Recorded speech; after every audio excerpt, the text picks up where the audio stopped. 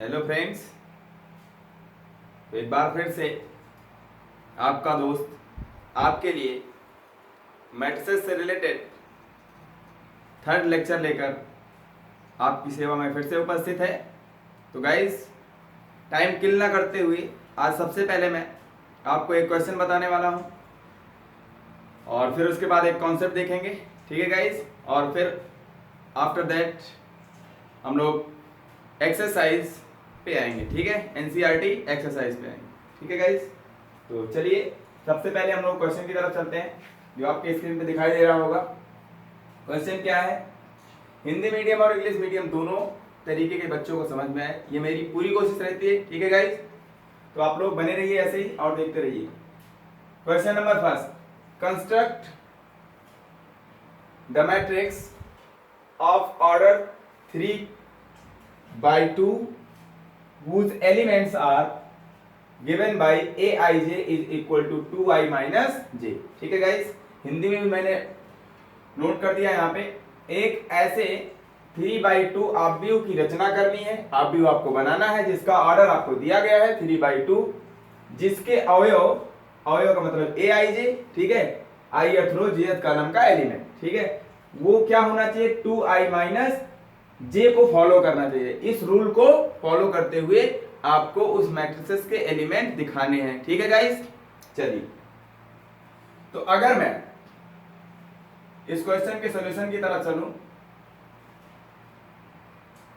तो गाइस देखिए ध्यान से, अगर मैं इतना सा क्वेश्चन कहता आपसे कि सिर्फ और सिर्फ आपको 3/2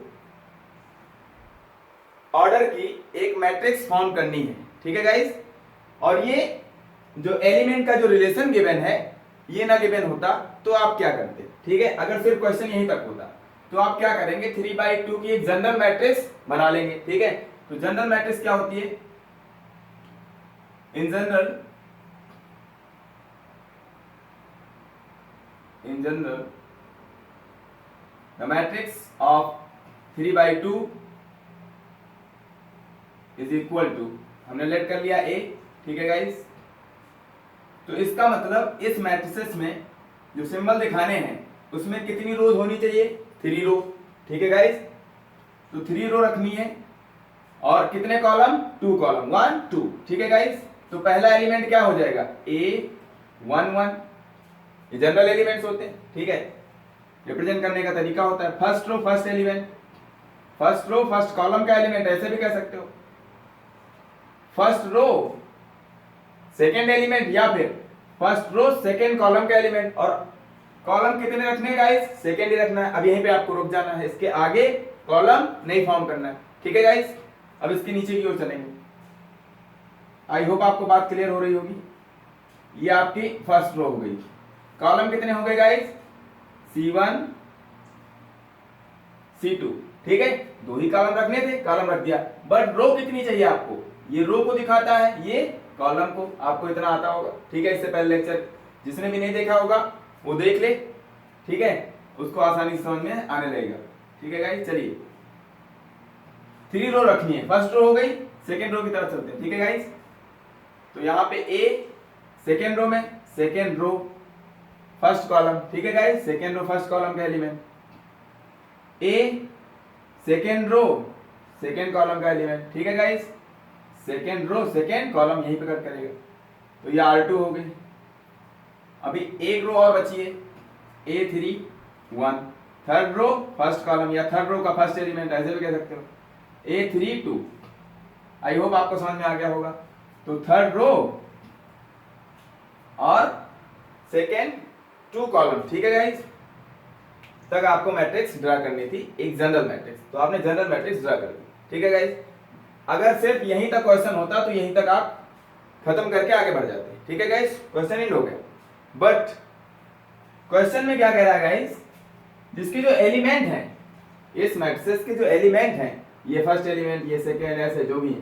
ठीक है, फर्स्ट रो का फर्स्ट एलिमेंट, फर्स्ट रो का सेकेंड, सेकेंड रो का फर्स्ट, सेकेंड रो का सेकेंड, थर्ड रो का फर्स्ट, थर्ड रो का सेकेंड एलिमेंट। ये जो एलिमेंट है इसमें जो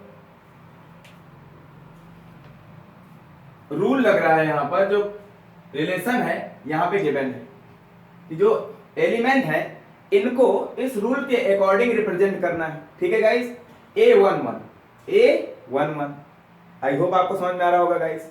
A11 का मतलब क्या होता है, यहां सेटिस्फाई करो। A11 I की वैल्यू कितनी है 1, J की वैल्यू कितनी है 1। ठीक है गाइस, तो A11 की वैल्यू यहां से क्या हो जाएगी, इसका मतलब जहां पे I होगा ये फर्स्ट रो फर्स्ट कॉलम, तो I का मतलब नंबर ऑफ रो, J का मतलब नंबर ऑफ कॉलम। ठीक है गाइस, तो जो भी एलिमेंट होगा फर्स्ट रो फर्स्ट कॉलम, तो I के प्लेस पे क्या लिख देंगे 1, J के प्लेस पे भी 1। ठीक है, सबके लिए वैल्यू फाइंड करके और यहाँ पे पुट कर दीजिए, तो वही आपकी ओरिजिनल मैट्रिक्स हो जाएगी जो आपको फाइंड करनी है। ठीक है गाइस, चलिए A11 कितना हो जाएगा गाइस, 2 1 जा 2 माइनस 1, 2 इंटू 1 एक बार मैं लिख के दिखा दे रहा हूँ गाइस। ठीक है, उसके बाद हम लोग डायरेक्ट करेंगे माइनस 1, तो कितना हो जाएगा 2 1 जा 2, 2 माइनस 1 1। A11 जो एलिमेंट था फर्स्ट रो फर्स्ट कॉलम का जो एलिमेंट था उसके प्लेस पे कितना पुट करेंगे 1। ठीक है गाइस, चलिए हम लोग करते हैं फिर। तो A क्या हो जाएगा आपके पास, A11 की वैल्यू 1, A12 की वैल्यू 12 का मतलब फर्स्ट रो I के प्लेस पे, I रो का काम करता है, J कॉलम का, तो फर्स्ट जो भी फर्स्ट नंबर होता है सफिक्स का, ये फर्स्ट नंबर किसका काम करता है रो का, सेकंड वाला कॉलम का। चलिए यहाँ पे रखते हैं, इसको सेटिस्फाई कराइए। A12 I के प्लेस पे 1, ठीक है गाइस, और कॉलम के प्लेस पे 2, चलिए पुट कर दीजिए। तो A12 कितना हो जाएगा यहाँ से, यहाँ 1, 2 इंटू 1 माइनस 2, ये J की वैल्यू 2 है। ठीक है, 2 1 जा 2, 2 माइनस 2 0। ठीक है गाइस, A12 की वैल्यू कितनी आ गई 0। इसका मतलब फर्स्ट रो सेकेंड कॉलम की का जो एलिमेंट है उसकी वैल्यू कितनी आ गई 0। ठीक है गाइस, आई होप आपको समझ में आ रहा होगा। अब डायरेक्ट करते हैं जल्दी जल्दी हम लोग।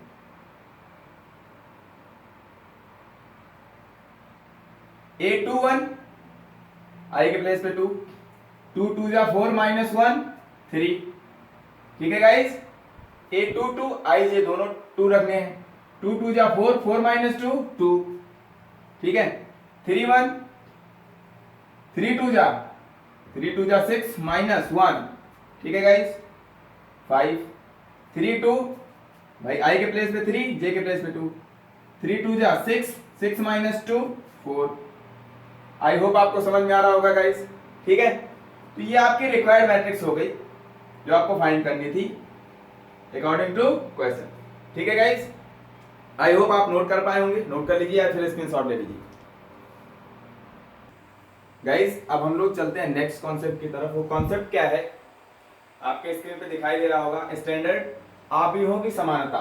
ठीक है गाइस, इक्वलिटी ऑफ मैट्रिसेस। अब ये बात आती है कि टू मैट्रिसेस इक्वल हो सकते हैं या नहीं हो सकते, और इक्वल होंगे तो कब होंगे। ठीक है गाइस, तो चलिए देखते हैं। Two matrices said to be equal, दो मैट्रिक्स हों उनको इक्वल कब कहा जाएगा, if they have same order. उनका ऑर्डर क्या होना चाहिए गाइस, सेम होना चाहिए।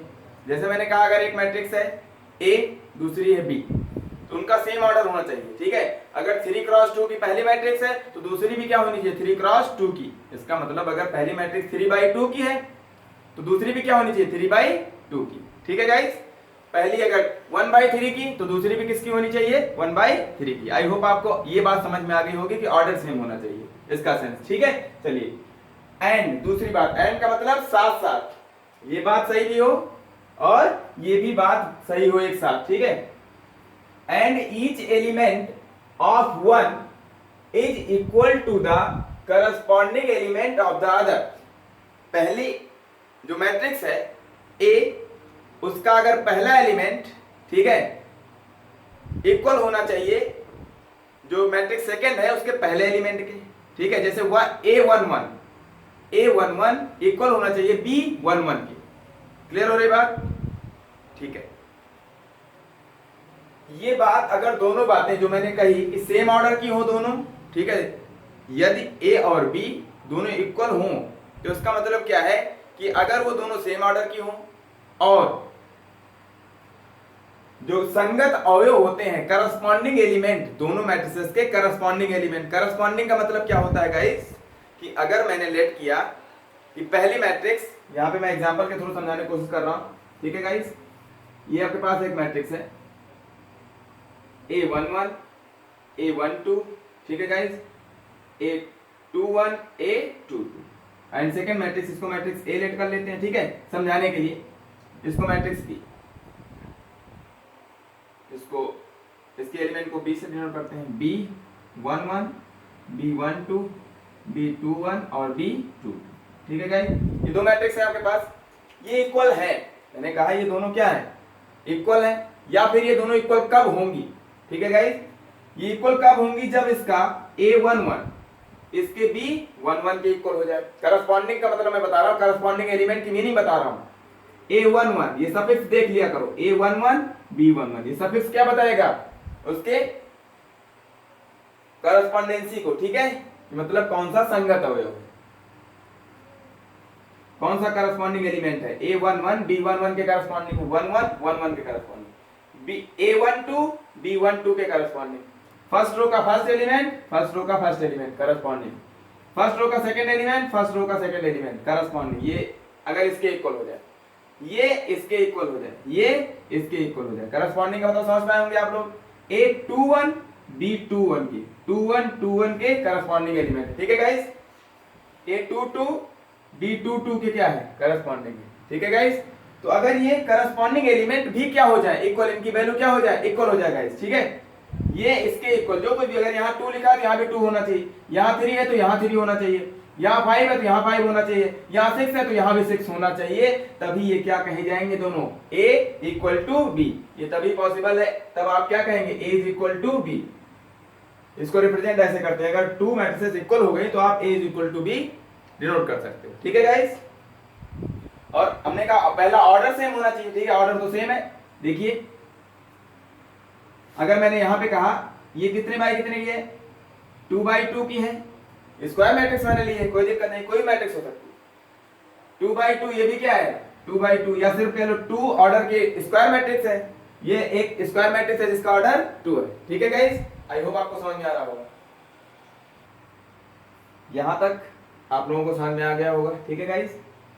या फिर इसको आप इस तरीके से कह सकते हो, ये तो डेफिनेशन थी, या आप इसको अगर नोटेशन के थ्रू दिखाना चाहो तो कैसे दिखाएंगे, 2 matrices A is equal to Aij having order m cross n या m by n, ठीक है guys, and B is equal to Bij having order r by s, ठीक है। दो मैट्रिक्स मैंने लेट कर लिया यहां पर, ये दोनों सेट टू बी इक्वल, ये दोनों इक्वल कब कही जाएंगे गाइस, इफ, यदि पहला ये दोनों बातें एक साथ ट्रू हो जाएं, इसका मतलब इंटरसेक्शन, इंटरसेक्शन मतलब दोनों बातें एक साथ ट्रू, ठीक है गाइस।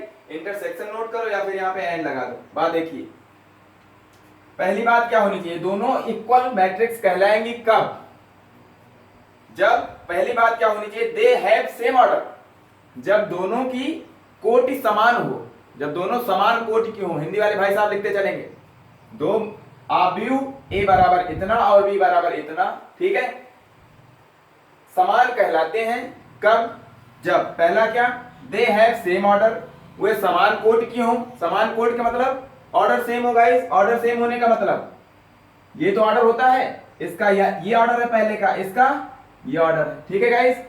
तो ये दोनों क्या होने चाहिए, ये इसके इक्वल होना चाहिए, ठीक है गाइस। जैसे मैंने कहा ये 3/2 की हो तो ये भी 3/2 की होनी चाहिए। आई होप आपको समझ में आ रहा होगा, ठीक है गाइस।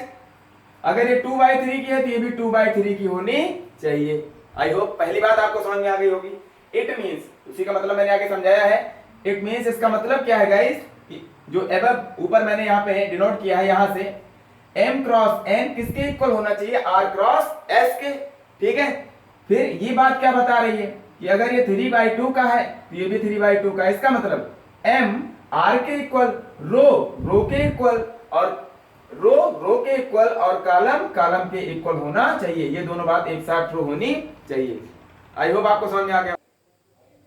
और second guys, each element of A, जो ए मैट्रिसेस है, इसका प्रत्येक एलिमेंट, प्रत्येक अवयव, ठीक है, इज इक्वल, बराबर होना चाहिए, to the corresponding element of B, B के संगत अवयव के बराबर, ठीक है।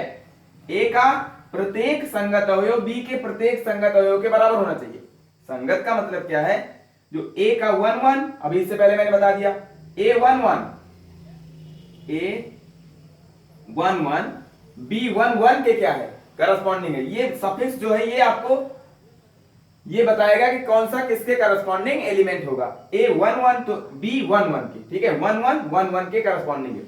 ए 1 2 बी 1 2 के, 1 2 1 2 ये करस्पॉन्डिंग एलिमेंट की बात को बताता है, ठीक है गाइस। तो इसका मतलब यही हुआ कि each element of A is equal to the corresponding element of B, ठीक है। ए का प्रत्येक अवयव बी के प्रत्येक संगत अवयव के बराबर होना चाहिए, ठीक है गाइस। हिंदी वाले भाई साहब लिखते रहे। इट मींस, इसका मतलब क्या है गाइस, यहां पे मैंने नोट किया है, it means A I J equal होना चाहिए बी आई जे के। ए आई जे किसके इक्वल होना चाहिए गाइस, बी आई जे के, ठीक है, बी आई जे के इक्वल होना चाहिए। इसका मतलब फॉर एवरी, ये जो आगे लिखा है बहुत इंपॉर्टेंट बात है, फॉर एवरी आई कॉमा जे, आई का मतलब नंबर ऑफ रो, जे का मतलब नंबर ऑफ कॉलम से गाइस, ठीक है। आई और जे के प्रत्येक वैल्यू के लिए, ये इसका मतलब होता है for every, for every i comma j, प्रत्येक रो और प्रत्येक पंक्ति के लिए, ठीक है गाइस, आई और जे के प्रत्येक वैल्यू के लिए ए आई जे बी आई जे के इक्वल होना चाहिए। इसका मतलब क्या है, यहां पे मैं समझा रहा हूं इस बात को, देखिए गाइस, आई 1 जे की वैल्यू 1 पुट कीजिए तो क्या होगा, ए 1 1 इक्वल टू, जहां आई है वहां पे 1 जे, और जहां पे जे है वहां पे भी 1, तो ए 1 1 किसके इक्वल, बी 1 1 के। इसका ही तो मतलब हुआ गाइस, देखिए मैंने यही से पहले बताया कि ए 1 1 किसके इक्वल होना चाहिए, बी 1 1 के, ठीक है। सबसे पहले देख लेना ऑर्डर सेम होना चाहिए, सेम है, बात खत्म। अब करस्पॉन्डिंग एलिमेंट देख लो, ए 1 1 बी 1 1 के इक्वल, देखो अब आई मैंने 1 रखा, जे कितना रख दो 2, तब देखो क्या हो जाएगा यहां से एंड, समझ पा रहे होंगे आई होप। ए 1 2 किसके इक्वल होना चाहिए गाइस,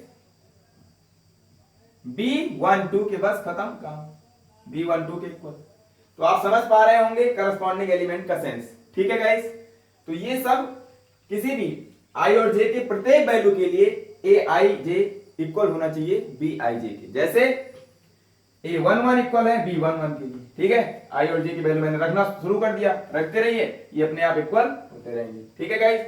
अगर ये इक्वल है तो हम क्या कह देंगे guys, A equal to B, यानी मैट्रिक्स ए और बी इक्वल हो जाएंगे, ठीक है गाइस। आई होप आपको समझ में आ गया होगा, ठीक है गाइस। अब हम लोग एग्जांपल की तरफ चलते हैं, कुछ एग्जांपल समझ लेते हैं। और एग्जांपल, मैंने एक मैट्रिक्स ए लेट कर ली, ठीक है,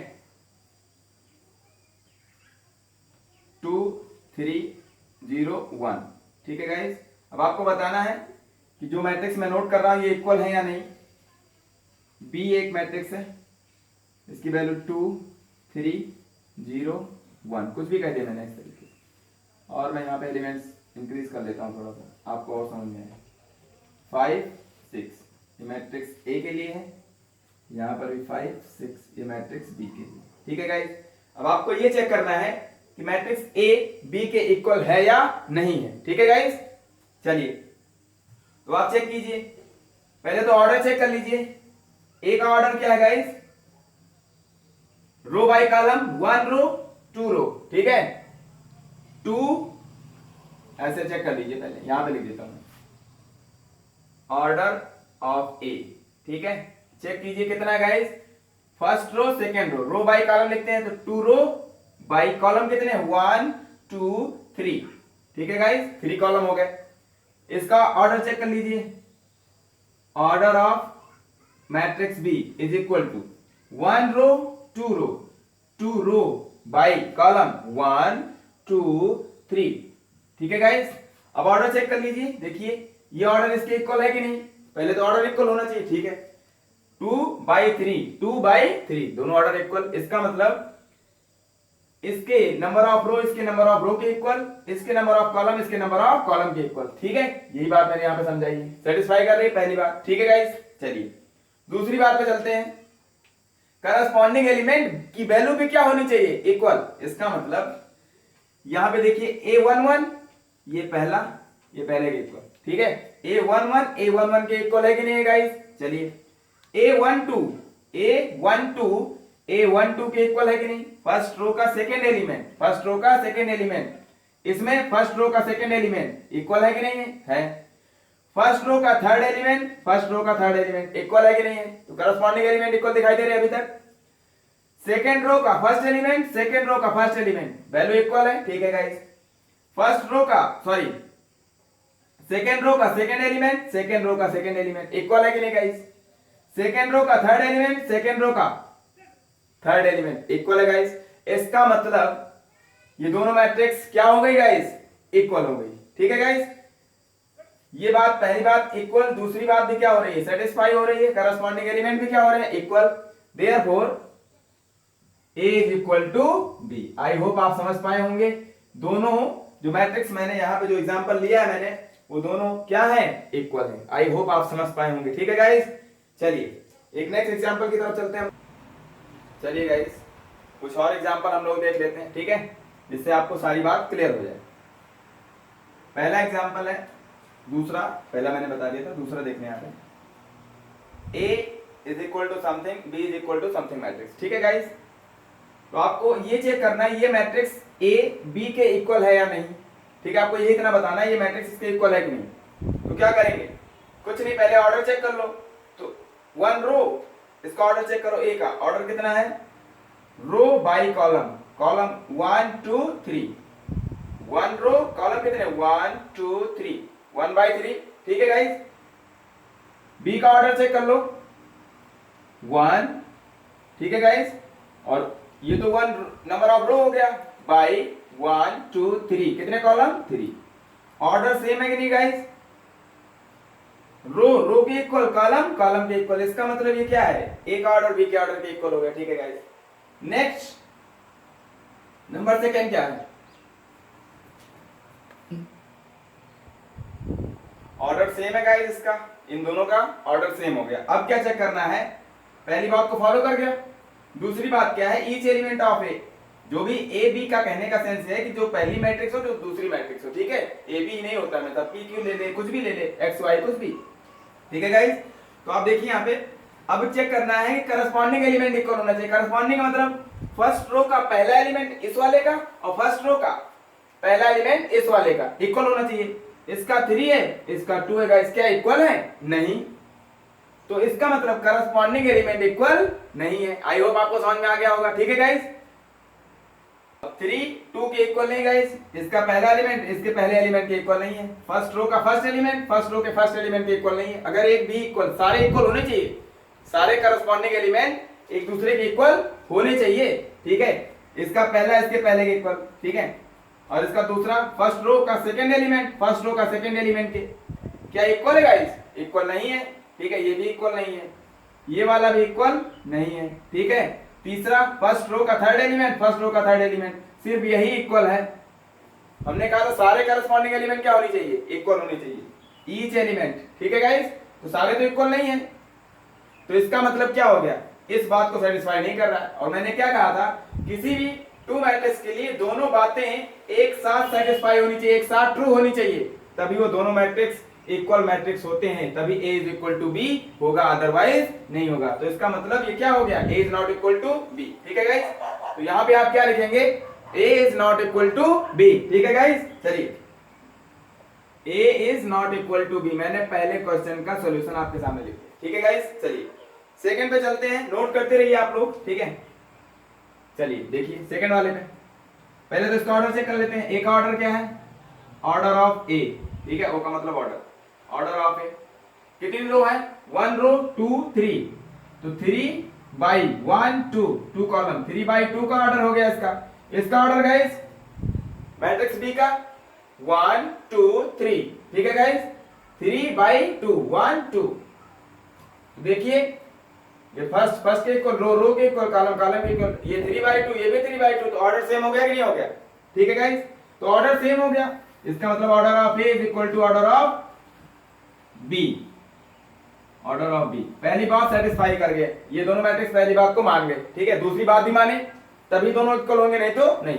चलिए करस्पॉन्डिंग एलिमेंट देखिए, फर्स्ट रो का फर्स्ट एलिमेंट फर्स्ट रो का first element equal, first row का सेकंड एलिमेंट फर्स्ट रो का सेकंड एलिमेंट इक्वल, ठीक है गाइस। अभी तक तो इक्वल हो रहा है मामला। सेकेंड रो का फर्स्ट एलिमेंट, सेकेंड रो का फर्स्ट एलिमेंट इक्वल है गाइस, हाँ सारे इक्वल होने चाहिए। सेकेंड रो का सेकेंड एलिमेंट, सेकेंड रो का सेकेंड एलिमेंट इक्वल है, ठीक है गाइस। थर्ड रो के लिए आते हैं, थर्ड रो का फर्स्ट एलिमेंट, थर्ड रो का फर्स्ट एलिमेंट इक्वल है, ठीक है गाइस। थर्ड रो का सेकेंड एलिमेंट, थर्ड रो का सेकेंड एलिमेंट इक्वल है कि नहीं? सारे करस्पॉन्डिंग एलिमेंट क्या हो गए गाइस? ए और बी के इक्वल हो गए। इसका मतलब दूसरी बात कोई मान गया, ठीक है। करस्पॉन्डिंग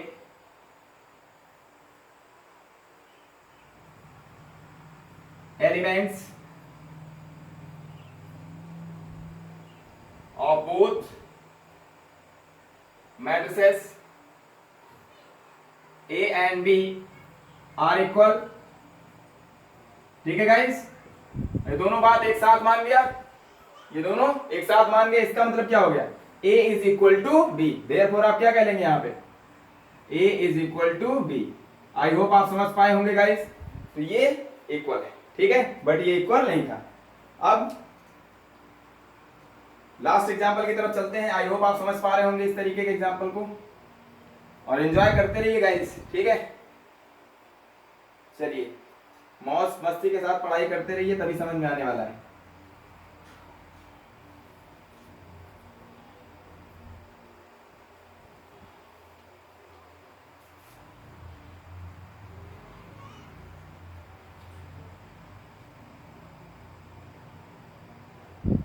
अब फोर्थ एग्जांपल पे आते हैं गाइस।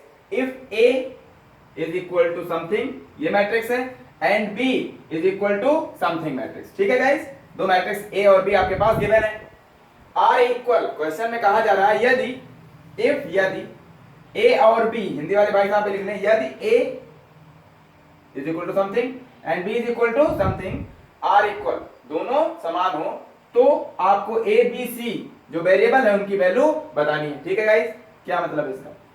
अब इसमें पहले से कह दिया गया इक्वल है, अभी आपको कंडीशन मैंने बताई कि ए और बी कब इक्वल होंगे, ठीक है, तो आपको चेक करना है।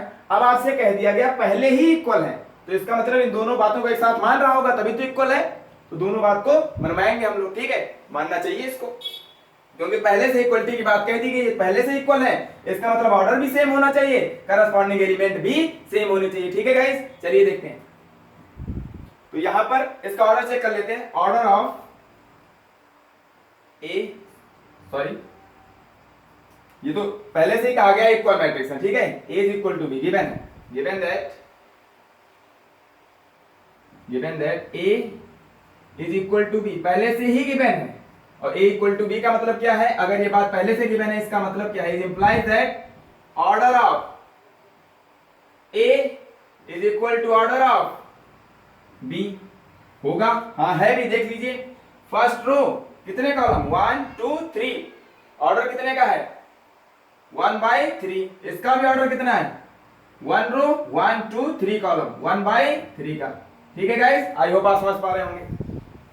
अब फिर आपको चेक करना क्या है, एक बात तो ये करेक्ट है, दूसरी बात भी क्या करेक्ट होनी चाहिए, अपने आप करेक्ट हो जाएगी, ठीक है। करस्पॉन्डिंग एलिमेंट इक्वल होना चाहिए, इसका मतलब फर्स्ट रो का फर्स्ट एलिमेंट फर्स्ट रो के फर्स्ट एलिमेंट के इक्वल हो। अगर ये -2 है तो ये कितना हो जाए? -2, तभी तो इक्वल होगा, ठीक है गाइस। इसका मतलब ए की वैल्यू कितनी होनी चाहिए? ए की वैल्यू -2 हो जाए, ठीक है गाइस। आई होप आपको समझ में आ रहा होगा कॉमा। अब फर्स्ट रो का सेकंड एलिमेंट फर्स्ट रो का सेकंड एलिमेंट के इक्वल होना चाहिए, इसके इक्वल होना चाहिए, ठीक है गाइस। तो बी की वैल्यू कितनी होनी चाहिए? 0 होनी चाहिए। चलिए, एंड -3 किसके इक्वल? सी के, मतलब सी की वैल्यू क्या होनी चाहिए? -3 गाइस, ठीक है, सी की वैल्यू -3। आई होप आप समझ पाए होंगे मेरी बात को, ठीक है। इसका मतलब अगर ए की वैल्यू, इसका मतलब ए की वैल्यू -2, बी की वैल्यू 0 और सी की वैल्यू -3 होगी गाइस, तभी ये दोनों मैट्रिक्स एक दूसरे के इक्वल होंगे। कैसे? वैल्यू पुट करके मैं आपको दिखा देता हूं, ठीक है गाइस। चलिए, ए के लिए फिर से एक बार मैं डिनोट करने की कोशिश कर रहा हूं, जिससे आपको बहुत अच्छे से क्लियर हो जाए। ए की वैल्यू कितनी गाइस? -2। चलिए, अभी आपको समझ में आ जाएगा क्यों इक्वल हो रही है, ठीक है। बी की वैल्यू 0, बी के प्लेस पे 0 रख दीजिए, और ये -3 यहाँ पे है, ठीक है गाइस। और मैट्रिक्स बी के लिए डिनोट कर दीजिए। चलिए, -2 0 और सी की वैल्यू कितनी है गाइस? -3। आई होप आप समझ पा रहे होंगे। अब देखिए दोनों मैट्रिक्स सेम दिख रहे हैं कि नहीं दिख रही हैं? इसका ऑर्डर तो सेम है, 1 क्रॉस 3, 1/3, 1/3, ठीक है गाइस। फर्स्ट रो 1 2 3 कॉलम, ठीक है। फर्स्ट रो 1 2 3 कॉलम, ठीक है गाइस। और करस्पॉन्डिंग एलिमेंट भी इक्वल है। पहली रो का करस्पॉन्डिंग मतलब पहली रो का पहला एलिमेंट पहली रो के पहले एलिमेंट के इक्वल, ठीक है गाइस। पहली रो का दूसरा एलिमेंट पहली रो के दूसरे एलिमेंट के इक्वल, ठीक है गाइस। पहली रो का तीसरा एलिमेंट पहली रो के तीसरे एलिमेंट के इक्वल, ठीक है। करस्पॉन्डिंग एलिमेंट भी इक्वल हो गए कि नहीं गाइस, ठीक है। तो अब आपको क्लियर हो गया होगा कि इक्वलिटी ऑफ मैट्रिसेस का कॉन्सेप्ट आपके दिमाग में अच्छे से आ गया होगा, ठीक है गाइस। चलिए अब हम लोग चलते हैं एक अच्छे से क्वेश्चन की तरफ जो कि आपकी स्क्रीन के सामने दिखाई देगा। गाइस आपकी स्क्रीन पे एक प्यारा सा क्वेश्चन दिखाई दे रहा है आपको, ठीक है। देखिए क्या है, इफ हिंदी वाले भाई साहब इंग्लिश वाले भाई साहब दोनों तैयार हैं। If this matrix is equal to this matrix, पहले से ये बात कंफर्म कर दी गई है कि इस क्वेश्चन में गाइस दो मैट्रिक्स है आपके पास, ये दोनों पहले से ही इक्वल है। This matrix is equal to this matrix, ठीक है। Then find the value of this variable, ठीक है। एक्स वाई जेड डब्ल्यू जो वेरिएबल है आपके पास इस मैट्रिक्स में, इन सभी की वैल्यू आपको फाइंड करनी। अब हिंदी वाले भाई साहब भी समझ लें गाइस, यदि दो ऑब्जेक्ट है आपके पास और ये दोनों ऑब्जेक्ट पहले से बराबर है, ठीक है, पहले से ही बराबर दिया गया है, तो आपको क्या बताना है, जो इसमें वेरिएबल है एक्स वाई जेड डब्ल्यू, इनकी वैल्यू बतानी है, इनका मान निकालना है, ठीक है गाइस। चलिए तो दो ऑब्जेक्ट पहले से बराबर दिए, इसका मतलब क्या है, अगर पहले से बराबर दिया है तो अभी मैंने बताया था, इसका मतलब इन दोनों का ऑर्डर, इसका मतलब क्रम या फिर कोट कहते हैं, दोनों बराबर है, ठीक है गाइस। वो अपने आप इंटुइटिवली पता है कि इक्वल होंगे ही। और फिर दूसरी बात, करस्पॉन्डिंग एलिमेंट भी क्या होंगे गाइस, इक्वल होंगे, ठीक है। चलिए तो ऑर्डर तो सेम है, आपको दिख रहा होगा, first row second row 2 by column 1 2, कितने कॉलम गाइस, 2 कॉलम, ठीक है। 2/2 की मैट्रिक्स है, ठीक है। आई होप आपको समझ में आ रहा होगा। इसके first row second row 1 2 second column, तो एक स्क्वायर मैट्रिक्स है, ऑर्डर कितना है 2, ठीक है। सेकेंड ऑर्डर की स्क्वायर मैट्रिक्स है तो ऑर्डर सेम हो गया, ठीक है। अब आपको क्या करना है, सिंस मैट्रिसेस आर इक्वल, ये क्वेश्चन में गिवन है, ठीक है गाइस। ये दिया गया है, सवाल में दिया गया है कि जो ऑब्जेक्ट है वो समान है, ठीक है। हिंदी वाले भाई साहब पे लिखते चलेंगे, दिया है मैट्रिसेस आर इक्वल, ठीक है, ऑब्जेक्ट समान है। अगर समान है तो उसके ऑर्डर सेम होने चाहिए, therefore it implies that order of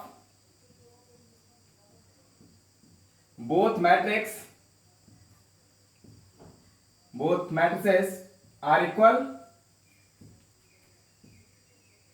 and corresponding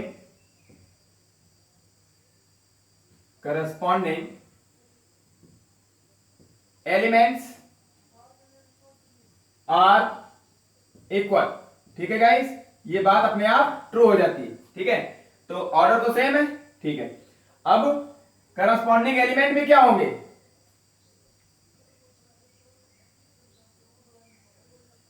corresponding element भी क्या होंगे गाइस, इक्वल होंगे, ठीक है। चलिए नाउ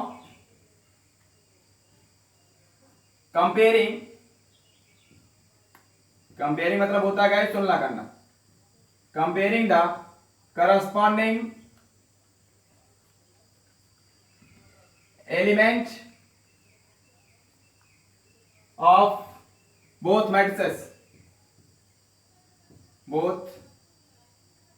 मैट्रिसेस, दोनों ऑब्जेक्टों के संगत अवयवों को बराबर करने पर या फिर तुलना करने पर, ठीक है गाइस। दोनों चीज आप देख सकते हैं, दोनों ऑब्जेक्टों के संगत अवयवों की तुलना करने पर, ठीक है गाइस। चलिए इसका मतलब ये हुआ हिंदी में, इंग्लिश वाले भाई साहब समझ रहे होंगे।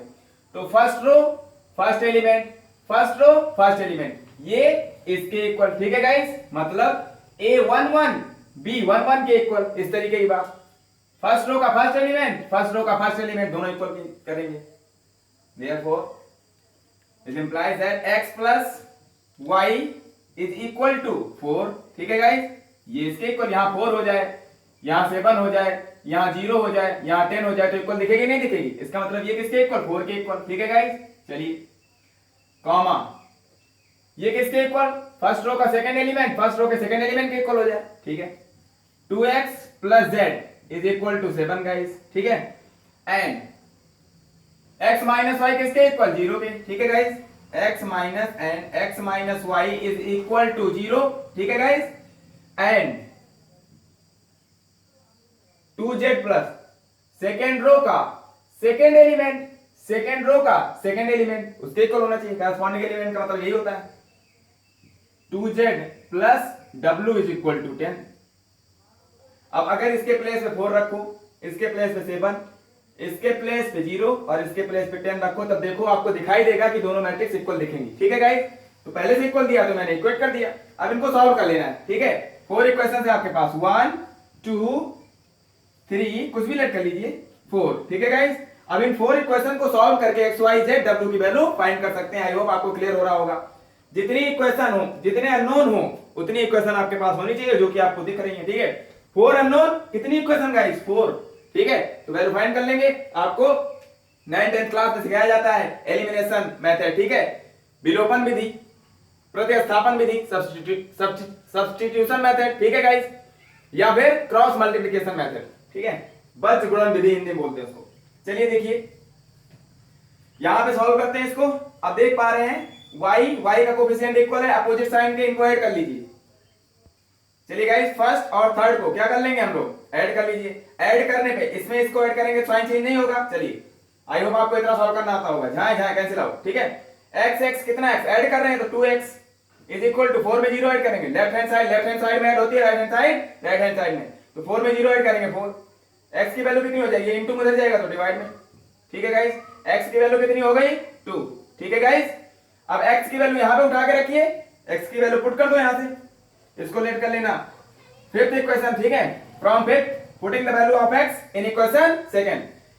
पांचवें समीकरण से x का मान उठा के दूसरे में रख देना। ठीक है, यहां से चलिए देखिए, x की वैल्यू 2 रखो यहां पे, तो 2 इंटू 2, ठीक है, 2x है, प्लस z, ये z है गाइस, इज इक्वल टू 7। तो 2 2 जा 4, 4 प्लस का उधर जाएगा तो माइनस का, तो z की वैल्यू 7 माइनस 4, ये ऐसे ही रहेगा।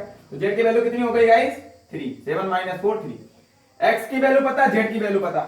अगर आप z की वैल्यू यहां उठा के रख दो, z की वैल्यू इक्वेशन 4 में उठा के रखो, putting the value of z in equation 4। ठीक है, तो यहां पे रखोगे तो क्या मिलेगा? 2 इंटू z की वैल्यू 3। ठीक है guys, plus w is equal to 10। ठीक है, तो w कितना हो जाएगा? 3 2 जा 6, प्लस का 6 उधर जाएगा तो माइनस का 6, 10 माइनस 6। ठीक है गाइस, w की वैल्यू कितनी आ जाएगी गाइस? 4। आई होप आपको समझ में आ रहा होगा। ठीक है, अब y की वैल्यू फाइंड करनी है, तो x की वैल्यू इन दोनों इक्वेशन में से किसी में उठा के पुट कर देंगे। तो x की वैल्यू उठा के फर्स्ट में पुट कर दो या फिर थर्ड में पुट कर दो, दोनों जगह से वैल्यू सेम आने वाली है। तो मैंने x की वैल्यू उठा के यहाँ पे, ठीक है, फर्स्ट इक्वेशन में पुट कर दिया। अब क्या मिलेगा आपको? फर्स्ट से क्या मिलेगा? x की वैल्यू 2 रखो यहाँ पे, 2 plus y is equal to 4। तो y की वैल्यू यहाँ से आपको पता हो गई, ये इधर प्लस का उधर जाएगा, माइनस 4 माइनस 2। ठीक है, या 2 में कितना ऐड कर दें? 2, इसका मतलब y वैल्यू 2। ठीक है गाइस, आई होप आपको समझ में आ गया होगा। तो x की वैल्यू, y की वैल्यू, z की वैल्यू आपने फाइंड कर ली, जो कि क्या है? x की वैल्यू गाइस कितनी है? 2 है यहां से। ठीक है, y की वैल्यू गाइस कितनी है? y की वैल्यू b प्लस 2 है, z की वैल्यू गाइस 3 है, और w की वैल्यू गाइस कितनी है? प्लस का 4 है। ठीक है गाइस, आई होप आप समझ पाए होंगे, यही आपका फाइनल आंसर हो गया। ठीक है गाइस, तो आज का सेशन आपके नाम, और मैं यहीं पे सेशन एंड करना चाहता हूं। ठीक है गाइस, तो thanks for watching, take care, bye bye. ठीक है।